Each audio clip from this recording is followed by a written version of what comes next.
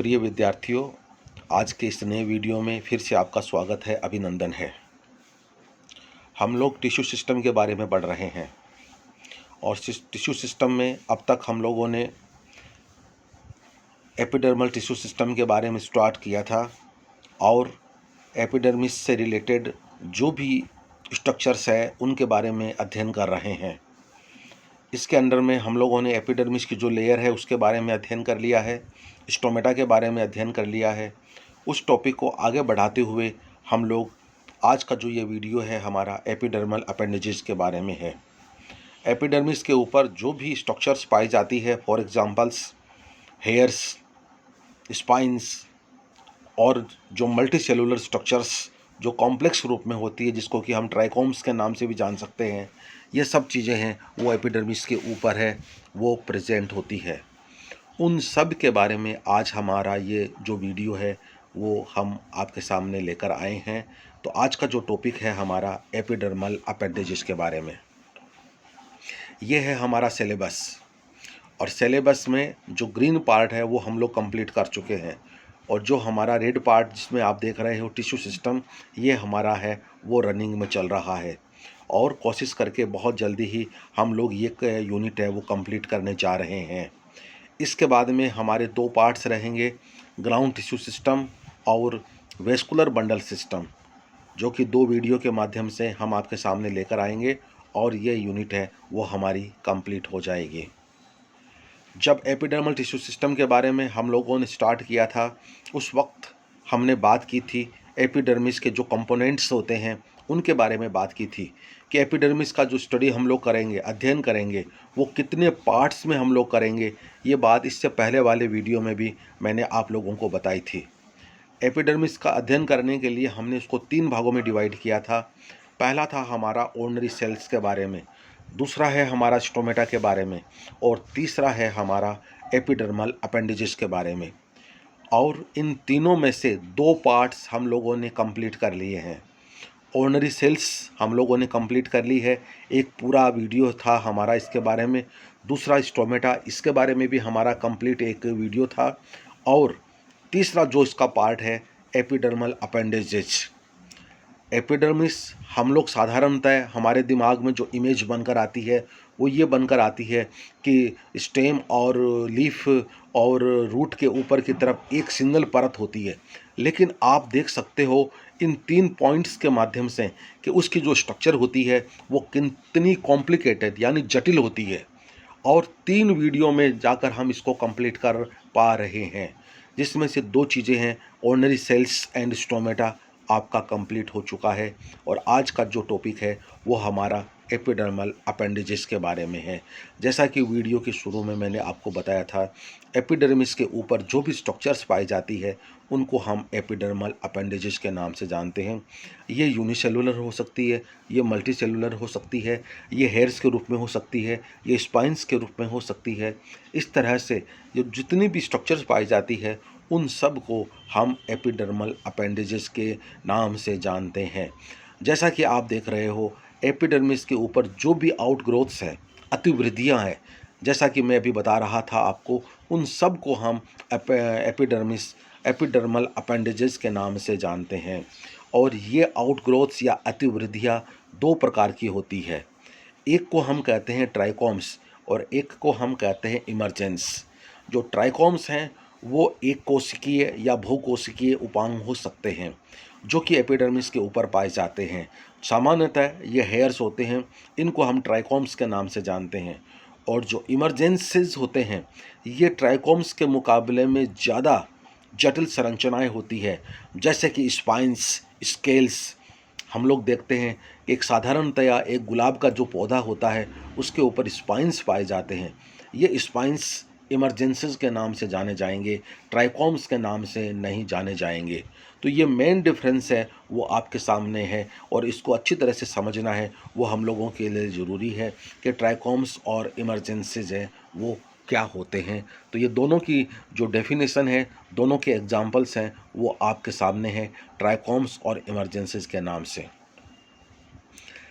Start करते हैं हम लोग ट्राइकोम्स से कि ट्राइकोम्स है वो क्या होते हैं और ट्राइकोम्स को हम 4 भागों में डिवाइड करते हैं। मुख्य रूप से ये 4 भाग होते हैं, उन सब को मिलाकर हम ट्राइकोम्स के नाम से जानते हैं। और 4 भाग कौन कौन से हैं? पहला है वो हेयर्स के रूप में आता है। पर्टिकुलरली ये जो हेयर्स है, ये ज़मीन से बाहर जो पार्ट्स हैं उनके ऊपर जो हेयर्स पाए जाते हैं उनके से संबंधित है, जैसा कि स्टेम, लीफ, फ्लावर्स में गायनेशियम है, कैलिक्स है, इन सब के ऊपर जो हेयर्स पाए जाते हैं, ये पहला पॉइंट है हेयर्स। दूसरे को हम कहते हैं कलेक्टर्स, जो चीज़ों को कलेक्ट करके बाहर निकालता है। तीसरे वाला है वाटर वेसिकल्स और ब्लेडर्स। पर्टिकुलरली ये पानी को अपने अंदर, पानी के अंदर सॉल्ट हो सकता है करके प्लांट से बाहर निकालने का काम करता है। और तीसरे वाले जो स्ट्रक्चर्स जिसका नाम आपके सामने है, ये है रूट हेयर्स, यानी ज़मीन के नीचे। और ये हेयर्स पर्टिकुलरली बहुत महत्वपूर्ण कार्य करते हैं, जैसे कि पानी को एब्जॉर्ब करने का काम करते हैं। मिट्टी के अंदर जो पानी है वो इन्हीं रूट हेयर्स के माध्यम से प्लांट के अंदर आता है, और बहुत महत्वपूर्ण रोल है वो होता है ट्राइकोम्स के माध्यम से। तो ट्राइकोम्स को हम 4 भागों में डिवाइड किया है, हेयर्स, कलेटर्स, water vesicles and root hairs. और 1 बाय 1 करके हम इनको पढ़ने का प्रयास करेंगे। सबसे पहले हम चलेंगे हेयर्स के माध्यम से। और ये हेयर्स पर्टिकुलरली, जैसा कि मैंने कहा, ज़मीन से बाहर, और ज़मीन से बाहर जो पार्ट है उसको हम शूट के नाम से जानते हैं। शूट में स्टेम भी आ जाता है, लीफ भी आ जाती है, और बाकी जो सारे पार्ट्स है वो आ जाते हैं। शुरू में जब हमने मेरिस्टेमेटिक टिश्यूज के बारे में स्टार्ट किया था, शूट एंड रूट, ज़मीन के बाहर वाला पार्ट है वो शूट है, और ज़मीन के नीचे वाला जो पार्ट है वो रूट है। तो शूट के ऊपर जो भी हेयर्स पाए जाते हैं उनको शूट हेयर्स के नाम से हम जानते हैं। और ये बहुत ही मुख्य अपेंडेजेज होते हैं एपिडर्मिस के ऊपर पाए जाने वाले। ये यूनिसेलुलर हो सकते हैं, मल्टी सेलुलर हो सकते हैं, और ये हेयर्स ब्रांच्ड और अनब्रांच्ड भी हो सकते हैं। और 2 एग्जांपल्स हैं वो आपके सामने दिए गए हैं कि जो यूनिसेलुलर हेयर्स है वो अगर अनब्रांच्ड है, साल्विया का एग्जांपल दिया गया है। अगर वो ब्रांच्ड है, एरिवा का एग्जांपल दिया गया है। अगर वो तारे नुमा है तो वो आपको साइडा का एग्जांपल दिया गया है। तो कहने का मतलब ये हुआ कि ये हेयर्स किसी भी सिचुएशन में या रूप में या फॉर्म में आपके सामने हो सकते हैं। यूनिसेलुलर, मल्टीसेलुलर, ब्रांच्ड, अनब्रांच्ड, यहाँ पर जो स्ट्रक्चर बताई गई है वो यूनिसेलुलर वाली बात बतलाई गई है। उसके बाद में हम आते हैं मल्टी सेलुलर वाले के अंदर। मल्टी सेलुलर जो हेयर्स होते हैं उनमें एक फुट है वो तने के अंदर की तरफ, यानी एपिडर्मिस के नीचे की तरफ है, धंसा हुआ होता है, और एक प्रोजेक्शन लाइक स्ट्रक्चर है वो एपिडर्मिस के बाहर है, वो निकली हुई होती है। जैसा कि हम बात कर रहे हैं, हेयर्स स्टेम के ऊपर भी होते हैं, रूट के ऊपर भी होते हैं, लीव्स पे भी होते हैं, एंड्रोसियम पर भी होते हैं, गाइनेशियम पर भी होते हैं, कैलिक्स के ऊपर भी होते हैं, सब के ऊपर हेयर्स पाए जाते हैं। यहाँ पर जो रूट शब्द लिखा हुआ है इसके बारे में बात हम रूट हेयर्स में करेंगे, और बाकी के बारे में अभी हम लोग इसमें बात कर रहे हैं। हेयर्स जो होते हैं उनकी जो दीवारें होती है वो सेलुलोस की बनी हुई होती है। ये भी एक महत्वपूर्ण पॉइंट है। और डियर स्टूडेंट्स, हेयर है वो टेक्सोनॉमी के पॉइंट ऑफ व्यू से बहुत इंपॉर्टेंस रखते हैं।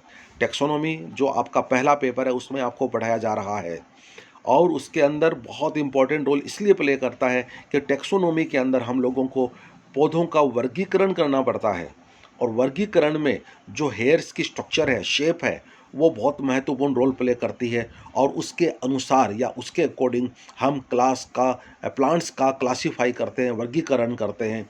इसलिए हेयर्स का टेक्सोनॉमी के अंदर भी बहुत ज़्यादा है वो यूज होता है, उपयोग में लिए जाते हैं। डियर स्टूडेंट्स, ये हेयर्स ग्लैंडुलर और नॉन ग्लैंडुलर दोनों प्रकार के हो सकते हैं, ग्रंथि वाले और बिना ग्रंथि वाले। जो ग्रंथि वाले होते हैं उनके अंदर हेयर्स को हम 2 भागों में डिवाइड करते हैं। एक होता है हेड और एक होता है स्टॉक। हेड है वो ऊपर की तरफ होता है, बीच में स्टॉक होता है, और जो कि एक स्क्रिटिंग स्टिकी सब्सटेंस है वो इसके द्वारा से स्रावित होता है, स्वीक्रेट होता है। और पर्टिकुलरली इस प्रकार की जो सिचुएशन है वो इंसेक्टिवोरस प्लांट्स के अंदर ज़्यादा पाई जाती है। इंसेक्टिवोरस का मतलब ये होता है जिनको हम कीटाहारी पादप के नाम से जानते हैं, और ये पादप उन पर्टिकुलर जगह पर पाए जाते हैं जिनमें प्रोटीन यानी नाइट्रोजन की कमी होती है, और ये लोग कीट को पकड़कर इनके अंदर एक जो लीफ है वहाँ पर एक पर्टिकुलरली कप नुमा स्ट्रक्चर पाई जाती है और उसके ऊपर एक ढक्कन लगा हुआ होता है। देखिए कितनी टेक्निकल, कितनी कॉम्प्लिकेटेड स्ट्रक्चर है वो इसके अंदर होती है।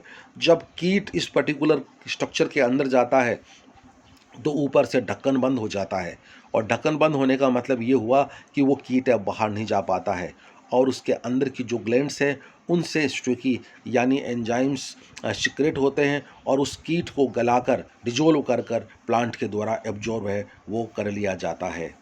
डियर फ्रेंड्स, देखिए किस तरह की स्ट्रक्चर्स है वो पौधों के अंदर पाई जाती है, और जो भी रिक्वायरमेंट्स होती है उसको फुलफिल करने के लिए इस तरह की स्ट्रक्चर्स है वो पाई जा रही है। जैसा शुरू में बताया गया था, शूट हेयर्स है वो ब्रांच्ड और अनब्रांच्ड है, वो दोनों प्रकार के हो सकते हैं।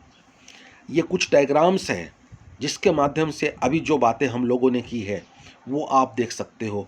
अलग अलग प्रकार के हेयर्स आप देख रहे हो, यहाँ पर यूनिसेलुलर भी देख रहे हो, मल्टी सेलुलर भी देख रहे हो, ब्रांच्ड भी देख रहे हो, किस प्रकार के अलग अलग शेप में तारेनुमा भी, स्टिलेट वाला भी देख रहे हो। अलग अलग तरह की स्ट्रक्चर्स है वो आपको यहाँ पर देखने को मिल रही है।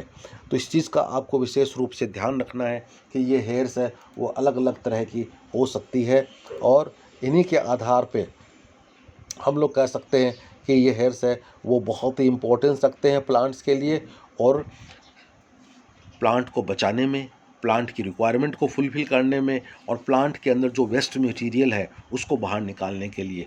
तो अलग अलग तरह की शेप के हेयर्स हैं वो पौधों के अंदर है वो पाए जाते हैं। कुछ और एग्जांपल्स आपके सामने हैं। इसमें आप पर्टिकुलरली एक डायग्राम जो पहले वाला देख रहे हो वो रूट हेयर का है।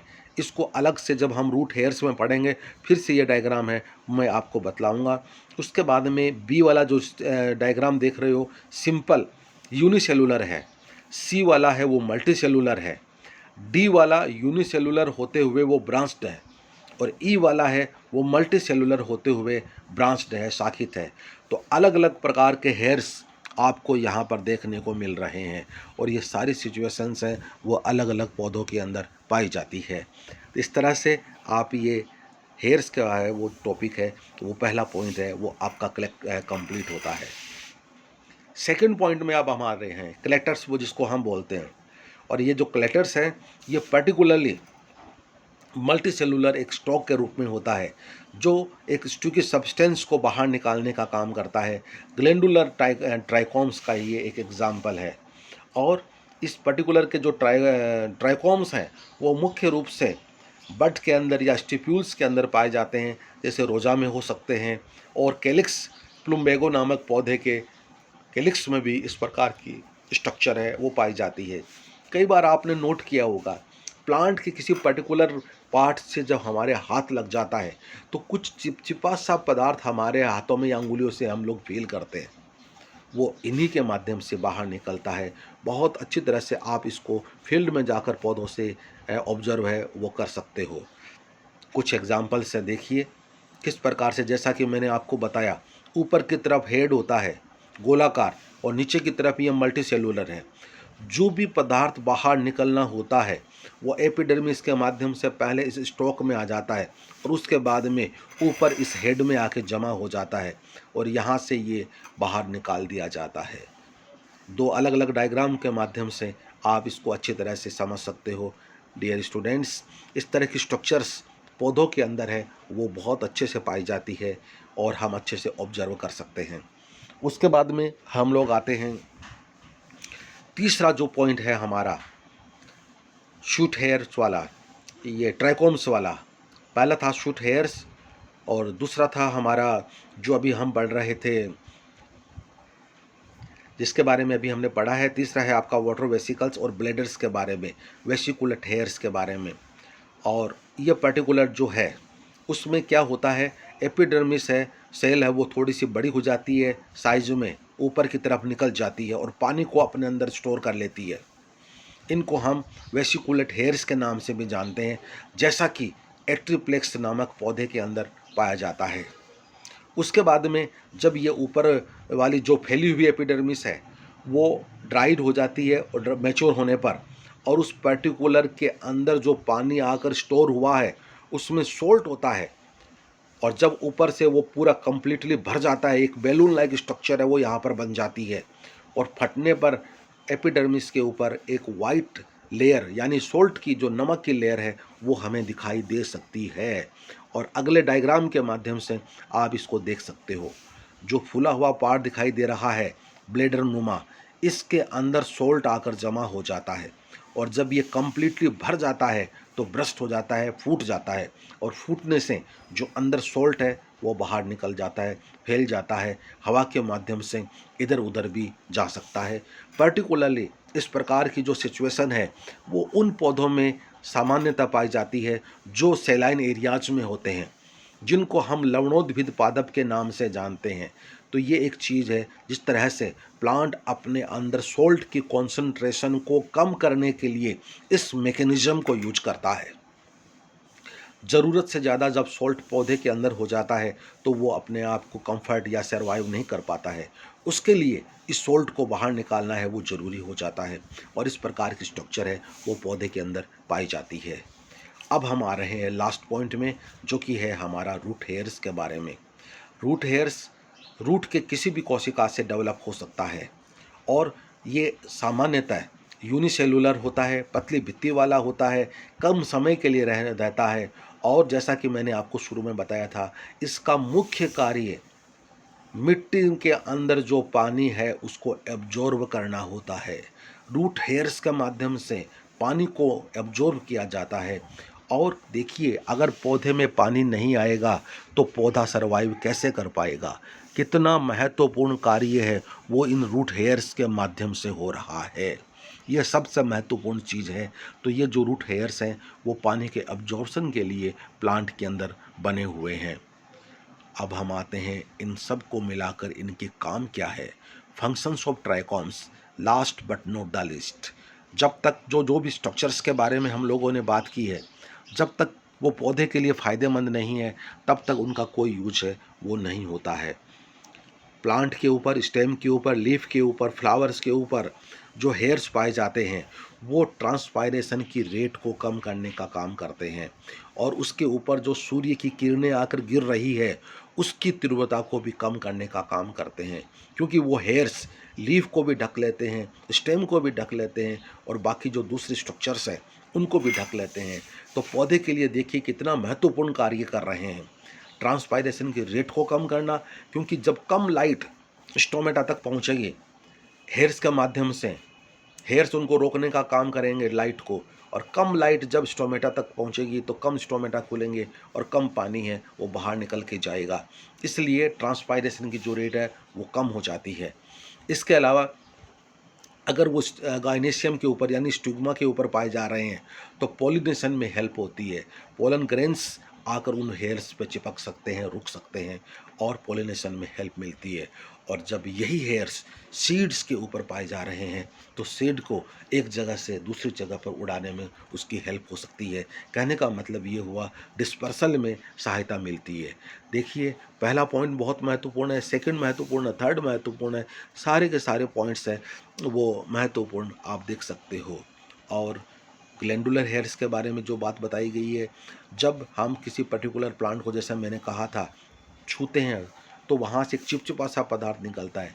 इसी तरह से कोई भी कीट, कोई भी जानवर उस प्लांट को जब टच करता है, खाने की कोशिश करता है, तो वहाँ पर इस तरह से एक स्टिकी सब्सटेंस बाहर निकलता है, तो पौधा अपने आप का बचाव करता है। ये भी एक महत्वपूर्ण है। और लास्ट वाला जो पॉइंट आप देख रहे हो इंसेक्टिवोरस प्लांट के बारे में, कि ये एंजाइम्स को सिक्रेट करने का काम करते हैं, और जो इंसेक्ट है उन इंसेक्ट को डिजोल्व करके प्लांट है वो अपनी रिक्वायरमेंट को फुलफ़िल करता है। तो इस तरह से ये ट्राइकॉम्स के बारे में था। अब लास्ट वाला जो पॉइंट है, क्योंकि शुरू में अगर आपको याद हो तो हमने एपिडर्मल अपेंडेजेस को दो भागों में डिवाइड किया था, ट्राइकॉम्स एंड इमर्जेंस। ट्राइकॉम्स वाला पार्ट है वो आपका कंप्लीट हो जाता है, ये है आपका इमर्जेंस। और इमर्जेंस के अंदर पर्टिकुलरली हम लोग स्पाइंस और स्केल्स को शामिल करते हैं, जो एपिडर्मिस के ऊपर हम लोग साधारणतः देखते हैं। बहुत से प्लांट्स ऐसे होते हैं जिनमें स्पाइंस हैं। स्पाइन की जब कॉम्प्लिकेटेड स्ट्रक्चर्स होती है उसको हम स्केल्स के नाम से जानते हैं। और दोनों की दोनों चीज़ें ये है, वो प्लांट को प्रोटेक्शन प्रोवाइड करती है, पौधा अपने आप का बचाव करने की कोशिश करता है। ये वो बुक्स हैं जो रेफरेंस के तौर पे आप लोग देख सकते हो, कंसिडर कर सकते हो, बहुत उपयोगी आपके लिए रहेगी। और डियर स्टूडेंट्स, इसके साथ ही आपका ये पर्टिकुलर एपिडर्मल अपेंडेजेस वाला पार्ट है वो कंप्लीट हो जाता है। और इस पर्टिकुलर के साथ ही आपका एपिडर्मल टिश्यू सिस्टम भी कंप्लीट हो जाता है। 3 टिश्यू सिस्टम में से एक आपका कंप्लीट हो गया, 2 आपके बचे हुए हैं, वो अगले वीडियोज़ के माध्यम से हम लोग कंप्लीट करने का प्रयास करेंगे। सभी विद्यार्थी इस वीडियो को देखने के पश्चात ये जो हमारा चैनल है इसको निश्चित रूप से सब्सक्राइब करें, और जो हमारे नए नए वीडियो बनते रहेंगे आपसे संबंधित, वो अपने आप तक पहुंचते रहेंगे। बहुत ही कम स्टूडेंट्स ने अभी तक हमारे चैनल्स को सब्सक्राइब किया है। जब आप इस वीडियो को देख रहे हो तो नीचे रेड कलर में सब्सक्राइब वर्ड लिखा हुआ आ रहा है, केवल आपको उसको टच करना है, और टच करने के साथ ही वो सब्सक्राइब हो जाएगा और हमारे वीडियोज है वो आपके पास डायरेक्ट पहुंचने लग जाएंगे। इसलिए सभी विद्यार्थियों से ये अपेक्षा की जाती है कि वो हमारे चैनल को सब्सक्राइब करें, ताकि आपको मैटर मिलने में ज़्यादा परेशानी है वो नहीं हो। सभी का बहुत बहुत शुक्रिया, धन्यवाद, थैंक यू।